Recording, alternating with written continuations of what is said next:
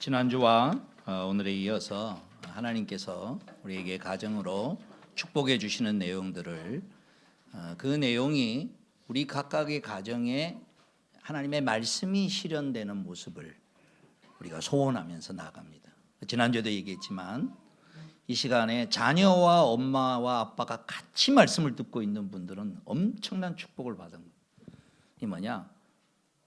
우리가 가족 안에서 아직 어리면 몰라도 지금 이 자리에 대예배를 드리고 있을 정도의 청년 정도면 이제 우리 가정을 아빠 엄마와 자녀가 함께 운영해 나가는 거예요.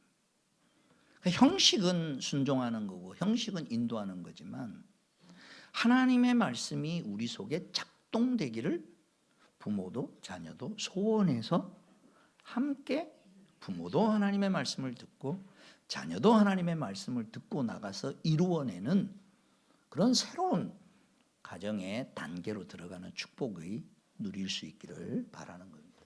그 중에서 지난주에 했던 거 일반 은총적 차원에서 세 가지 중요한 내용을 늘 가정 안에 채워라. 너무 소중하고 중요해서 제가 다시 요약을 한 게 늘 교회의 주일 예배 말씀에 홈페이지에 요약본이 나오는데 또 말씀 요약 밴드에 또 나오지만 거길 또 축약해서 여러분 오늘 주보에 보면 거기 목회자 칼럼에 지난 주일날 말씀의 핵심을 요약을 했습니다. 그 나중에 다시 한번 이렇게 차분하게 읽어주시기 바랍니다. 세 가지 큰 내용이라 그랬습니다. 우선 제일 중요한 게 첫 번째 케어한다는 거예요. 서로를 돌보는 겁니다. 먹을 거 입을 거 뿐만 아니라 마음도 필요도 살피면 하여간 케어 신경 써서 케어해 주는. 근데 이거는 꼭 부모가 자녀만이 하는 게 아니고 나이가 들면 자녀가 부모에게 해주는 것도 생기는 거예요. 더더군다나 나이가 너무 많이 들어서 몸은 늙었지만은 상태는 어린아이와 같이 마치 부모가 아기를 신경 쓰지 말고 괜찮아요. 저는 앉아서 듣고 있어요. 제가 환호하는 거예요. 그러니까 신경 쓰지 말고 들으세요. 연세 있는 부모님의 모습은 어린아이가 우리가 태어날 때 모습하고 똑같은 거예요. 어린아이가 태어났을 때 전적으로 부모가 돌봐줘야 되지만 나이가 들어서 우리가 어느 날 늙고 나면 몸은 그렇지만 실질적으로는 자녀들이 보살펴줘야만 돼요. 그러니까 하나님이 기가 막히게 만드신 거예요.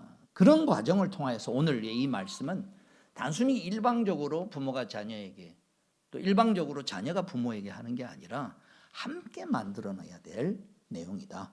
첫 번째, 하여간 서로에 대하여서 돌보아 드리려는 그런 마음, 필요가 뭐가 필요한가?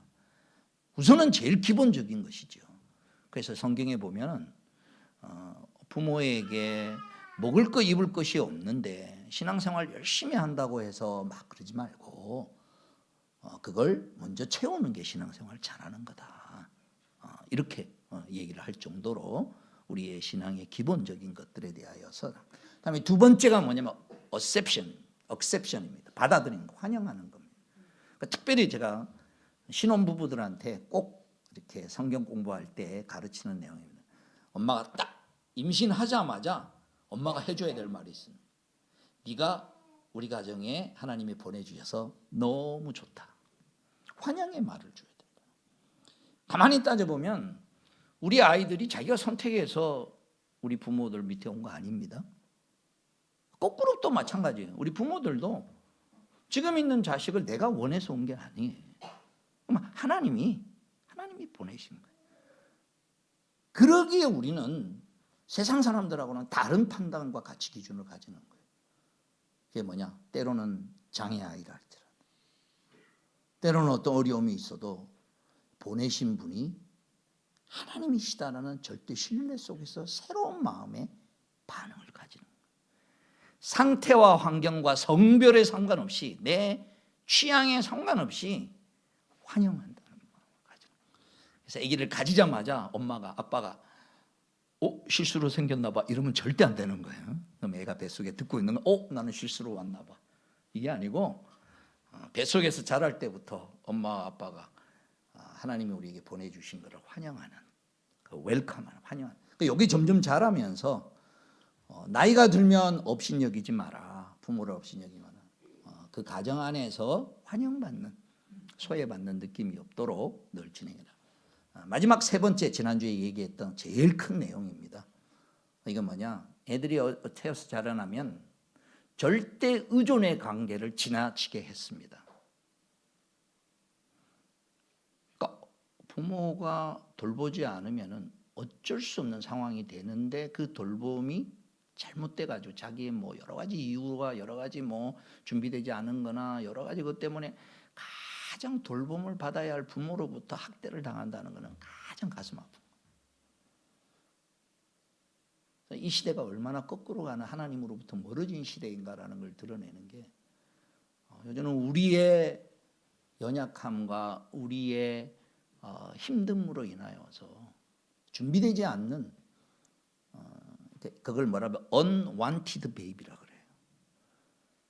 부모가 준비돼서 아이를 가지는 것을 wanted baby라 그러고 unwanted baby가 되었을 때 보호받아야 할 부모로부터 오히려 생명이 앗아가는 이러한 일들이 지금 이 시대가 하나님으로부터 얼마나 멀리 떨어져 있는지를 진행이 되는 거예요.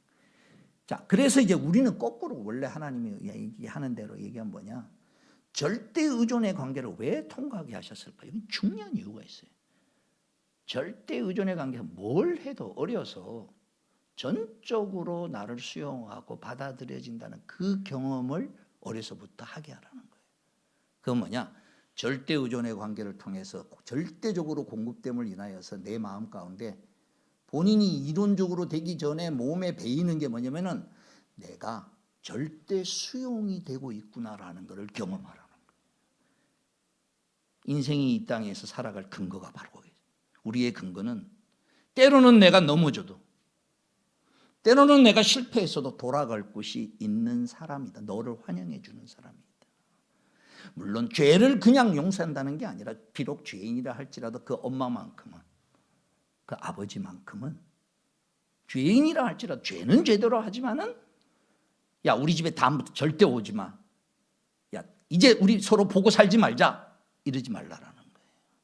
어떤 상황이 되어도 자식에게 있어서 부모만큼은 절대 수용이 되는 데서 그 경험을 하라는 거예요. 제가 이제 자주 이제 그 예를 듭니다만 전에 우리 교회에 와서도 몇 번 그 정신과 의사 선생님 김진 선생님이 몇 번 강의를 한 적이 있죠. 늘 예를 드는 비유가 제가 잊을 수 없는 예라서 그러는 거예요. 그 뭐냐? 엄마가 아빠가 아기 기저귀를 가는 그런 걸 상상을 해보라는 거예요. 황금색 똥을 쌌어. 그러면은 그 똥 냄새에 맡으면서 부모는 기저귀 갈아주면서 너무 좋아하는 거야. 그래서 애가 한 4-5살 이렇게 될 때까지는 가능하면 직계 엄마 아빠가 아기를 키우는 게 좋고 또 요즘은 할머니들이 이제 많이 또 도와주죠. 이제 할머니들도 이제 열심히 하셔야 될 게 있습니다. 근데 모두가 그런 건 아니지만 아무래도 돈 받고 섬겨주는 거는 야 또 쌌냐? 왜 이렇게 냄새가 많이 나냐? 근데 애가 이렇게 누워서 기저귀 갈고 있으면서 자기 기저귀 갈아주는 사람이 얼굴이 보이잖아요. 자세가 좀 민망하긴 하지만 상상을 해보면 근데 기저귀 뗄 때까지 그걸 몇 번이나 경험할 것 같아요. 그게 한 번, 두 번 반복되는 게 아니고 그게 쌓이는 겁니다. 이게 뭐냐? 아, 내가 싸도 뭘 싸도 저렇게 좋아하는구나. 예? 이거 제가 깜짝 놀라요. 왜 진짜 그러냐 했더니 애기 변비들이 요새 엄청 많대요. 왜? 기저귀 갈면서 인상 쓰며 가는 사람이 많은 거야. 그러니까 애가 말은 안 해도 이거 싸면 안 되는구나. 이 몸이 느낀대. 우리가 볼 때는 아주 작은 것 같지만 그분이 그렇게 어려서 자라면서 잘못된 거는 잘못된 것대로 훈계는 하지만 그 존재 자체에 대해서는 그 존재로 인하여 즐거워하고 기뻐하는 것을 경험해 주도록 하기 위해서 절대 의존의 관계를 통과할 때 절대 수용을 경험해야 된다. 그래야 나중에 넘어졌을 때에도 내 모습과 상관없이 돌아갈 집이 있다는 거예요. 이게 중요한 건 뭐냐? 하나님 아버지가 그런 분이시다라는 것을 너를 통하여 자녀들에게 가르쳐 주기 위한 것이라는 거예요. 우리가 그렇게 절대 수용할 수 있는 그 근거는 뭐냐? 절대 수용의 축복은 뭐냐? 나는 부족해도 하나님은 언제든지 우리를 받아주시는 분이시다라는 것을 내가 전달하는 위치에 축복으로 있어서 나는 이 땅에 살다가 잠시 가지만 내 자녀가 그 하나님 품으로 들어오게 되는 그 내용이 뭐냐? 절대 의존과 절대 수용의 이 세 가지의 내용이라. 그래서 보편적으로 이게 본능적으로 일반적으로 꼭 기독교가 아니라 할지라도 하나님이 만들어 놓으신 인생의 본능을 따라서 살아도 이 세 가지는 웬만큼 수용이 되고 있습니다. 드러나고 있습니다. 그러나 이제 오늘 우리는 하나님이 이렇게 만드셨다라는 것을 알고 더 적극적인 차원에서 또 감정에 따라서 자녀들과 부모들을 대하지 말고 힘들더라도 요 내용이 그때그때 풍성하게 이루어지도록 요런 일반 은총적 차원에서 가정에 결격 사유가 없도록 가정을 잘 이렇게 하는 게 신앙이 좋은 겁니다.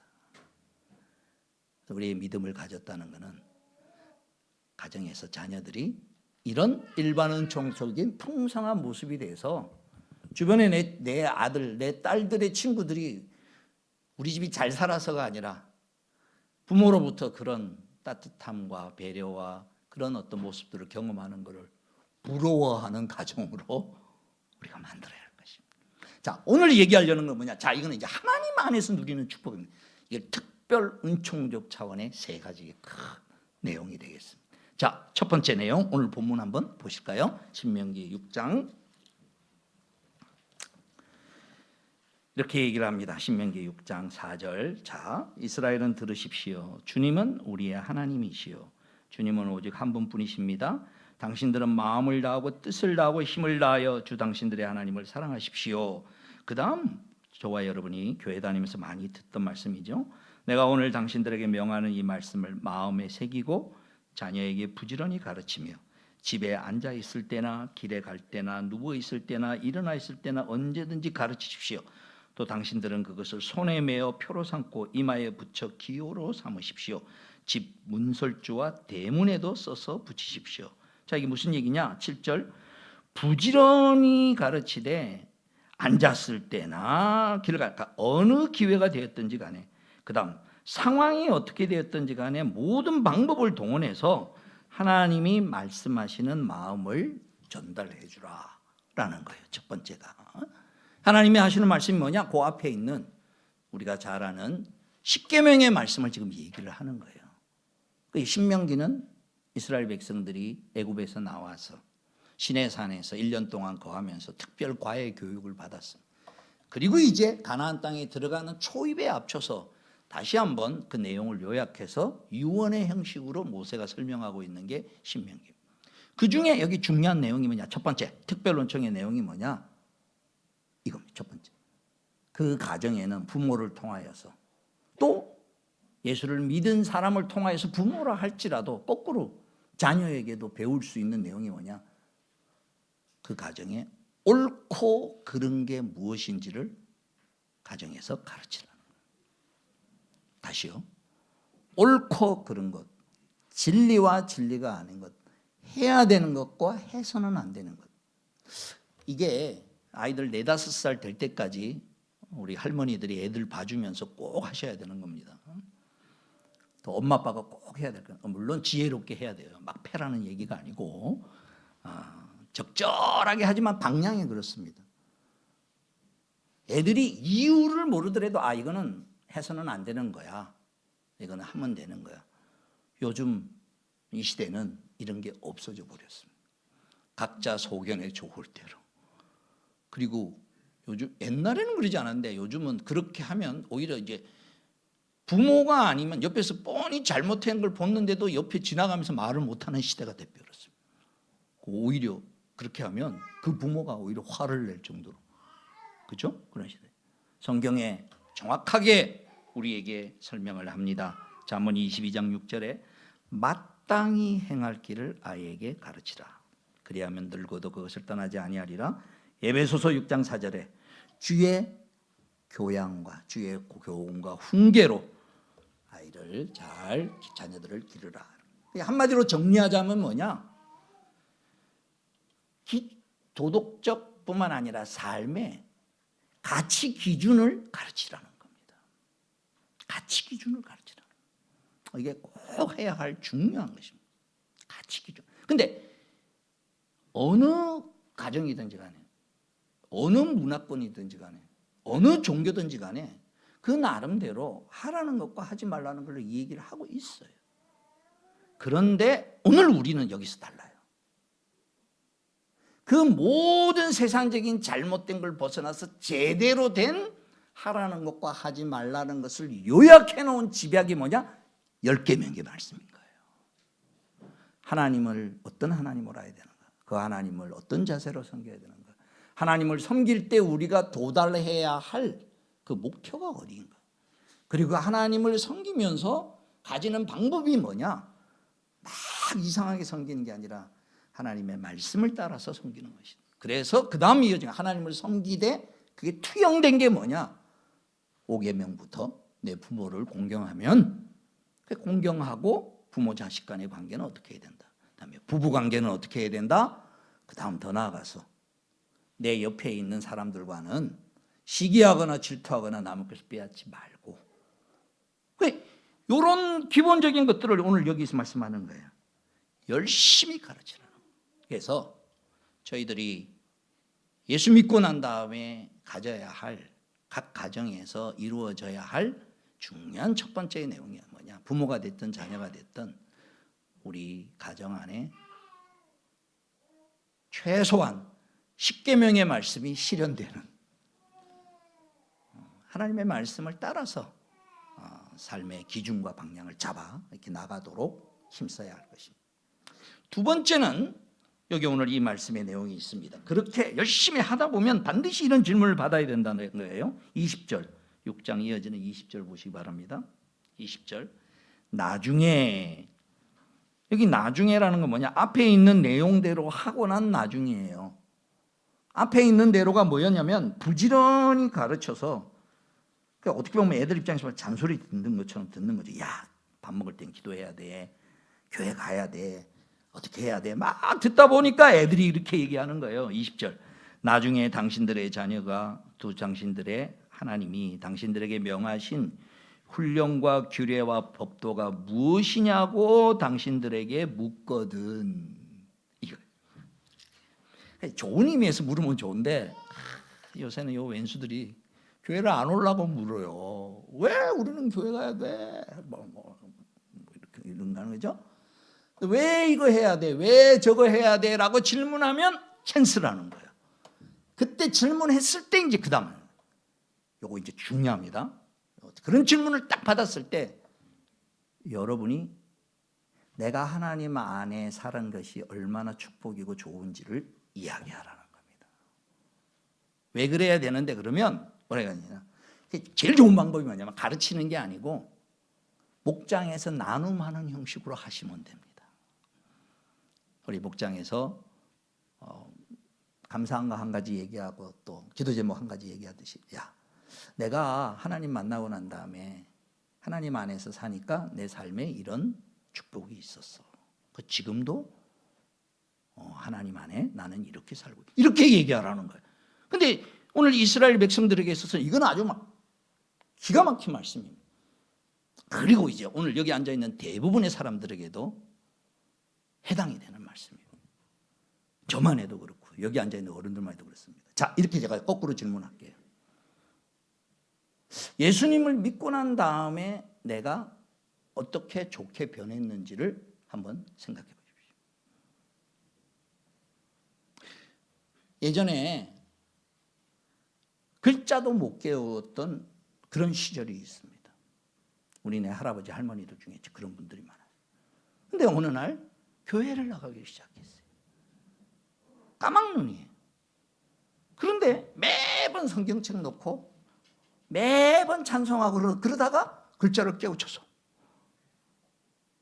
그리고 그냥 뭐 세상에서 지식도 떨어지고 공부도 적게 했고, 그런데 교회에 들어와서 교회에서 환영하고 대접받고 또 신앙생활 열심히 하다 보니까 세상에서는 그를 별로 생각하는데 그 교회에서는 그의 신앙의 모습을 존중해 주는 그런 문제를 경험하는 거예요. 또 예수를 믿음으로 말미암아서 현실적으로 좋은 것들을 많이 경험을 했어요. 요즘은 덜합니다만 저희 고등학교 때만 해도요, 뭐 문학의 밤 뭐 이런 게 많았어요. 교회마다. 또 무슨 또 이렇게 성가 합창제 뭐 이런 것도 많았어요. 제가 노래는 잘 못해도요, 이래봐도 고등학교 시절에 메시아 전곡 베이스를 했다는 거 아닙니까? 그러니까 거기는 뭐 특별한 게, 요즘 막 애들 의학할 거예요. 뭐 그런 거 하냐 그러고. 근데 할렐루야 한 곡도 못할 거예요 아마. 근데 그때는 문화적 분위기가, 그때 나라적 여러 형편과 상황으로 인해서 모든, 특별히 예술과 음악과 관련해서는 교회를 통해서 좋은 것들을 많이 배우고 또 익힐 수 있는 기회가 주어졌어요. 돈이 별로 없어도 또 좋은 선생님도 많이 만났고. 종합적으로 얘기를 하자면 저는 우리나라가 받은 큰 축복 중에 하나가 그거라고 생각을 합니다. 그 뭐냐, 우리나라 3.1운동이나 이런 초창기에 나라를 되찾겠다라고 생각했던 사람들이 기독교로 많이 갔어요. 그러니까 목표는 하나님을 믿으러 간 건 아니에요. 처음에는 어떻게 하면 이럴까? 그때 보니까 선교사님들이 많이 해주고. 그러니까 그런 걸 통하여서 삶의 기본적인 것들이 그의 삶 가운데 좋아지고 있다는 거예요. 좋아졌다는 거예요. 그러면서 만난 게 누구냐? 하나님을 만났고, 하나님 안에서 만나다 보니까 뭐냐? 뭘 경험하느냐?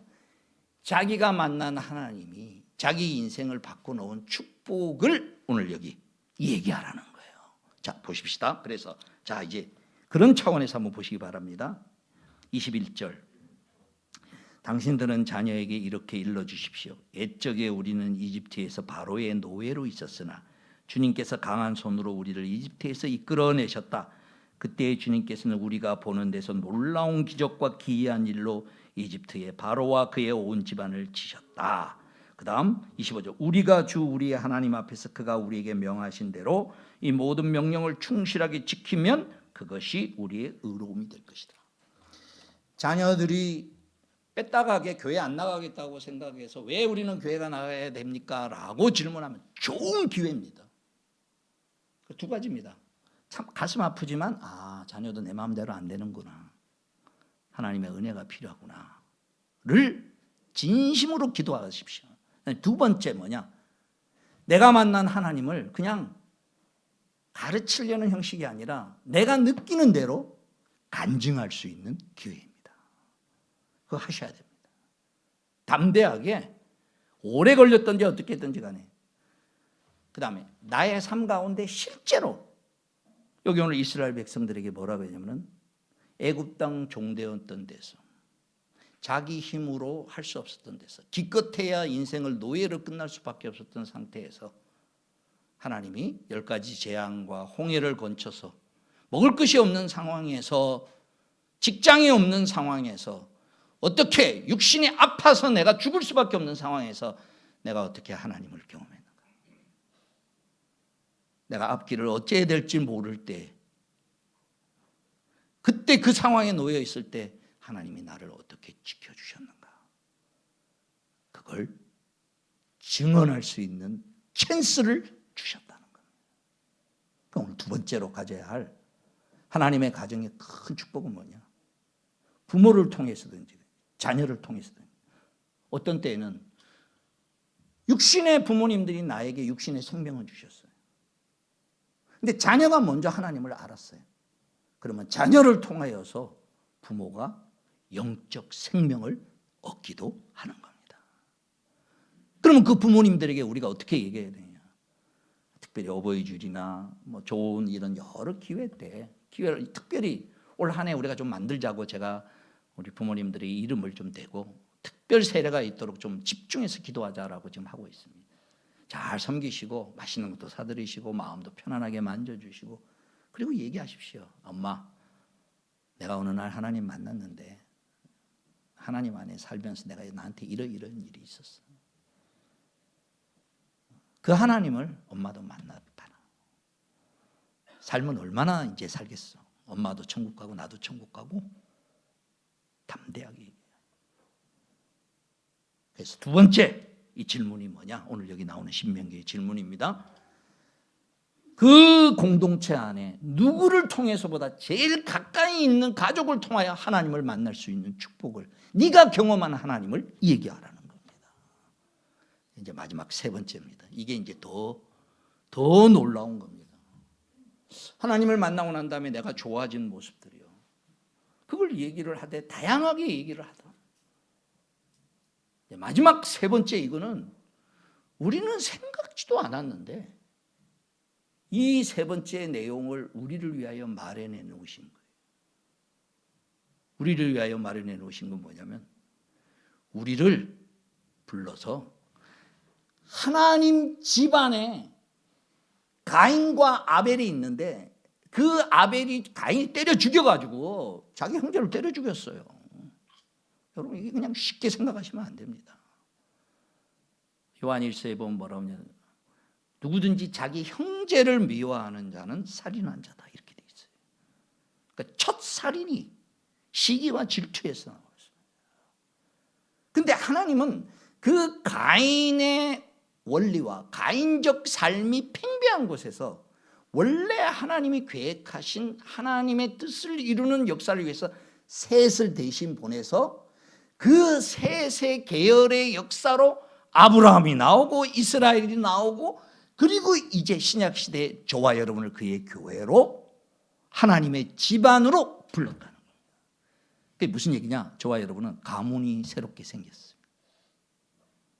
세상적으로는 강씨 집안, 윤씨 집안, 김씨 집안일지 몰라도 하나님 안에서는 하나님의 집안이 일원이 된 겁니다.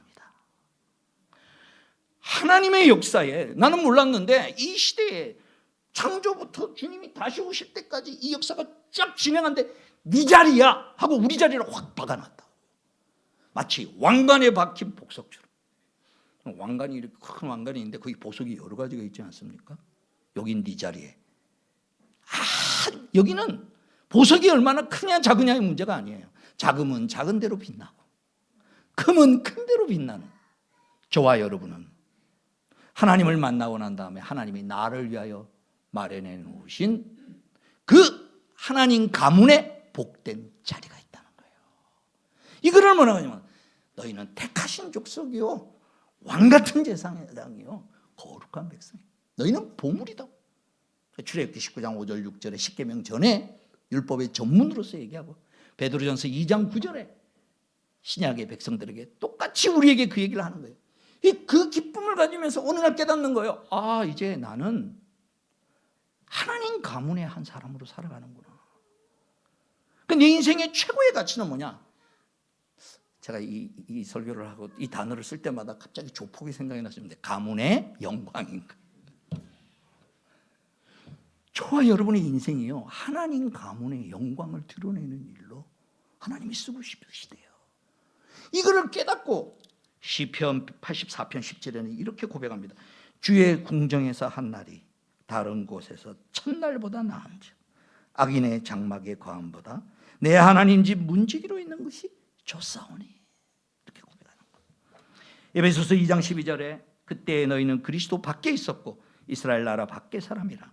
약속의 언약들에 대해서는 외부인이요 세상에서는 소망이 없고 하나님도 없는 자였다. 빌립보서 3장 20절에 우리의 시민권은 하늘에 있다고. 그리고 마지막으로 히브리서 3장 4절 6절에 보면은 그리스도는 아들로서 하나님의 집안 사람을 성실하게 돌보셨습니다. 우리가 그 소망에 대하여 확신과 자부심을 지니고 있으면 우리는 하나님의 집안 사람들입니다. 그래서요, 부모가 유명하면요, 애를 만났을 때 이렇게 얘기해요. 이거는 누구의 아들이다. 그러면 쉽게 알아듣잖아요. 근데 거꾸로 자녀가 더 유명하면요, 그 아버지 소개받을 때 누구의 아버지다 이렇게 설명을 해요. 근데 희한한 건요, 딴 사람과 나가 비교해서 나를 좀 이렇게 낮게 하고 얘기하면 좀 약간 기분이 상한데, 내 자식이 나보다 잘 됐다라고 얘기해서 누구의 아버지라 그러면 기분이 좋아요. 왜?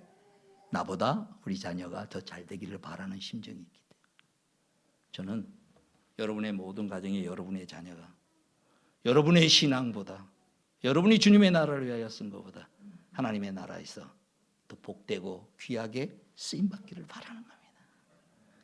이게 신앙의 최고의 축복입니다. 세상에서는 그를 주목하지 않을지 몰라도 세상에서는 아무리 유명해져도 그건 다 없어지는 거예요. 물론 그때 나름대로 유익은 있지만 다 근본적으로 하나님의 사랑과 하나님의 일하시는 것과 하나님의 성품과 하나님의 것을 드러내는 세상적에서 그 직업을 가지고 그걸 드러내는 채널이 되어야지 그것 자체가 목표가 되면 그건 썩어지는 것이고 없어지는 것이에요. 근데 우리는 똑같은 직업을 해도 그 일을 하면서 만나는 사람들에게 그를 통하여 일하며 나타나는 모습이 요셉처럼 주변의 사람들에게 유익을 주되 본질적인 인생의 목표는 뭐냐?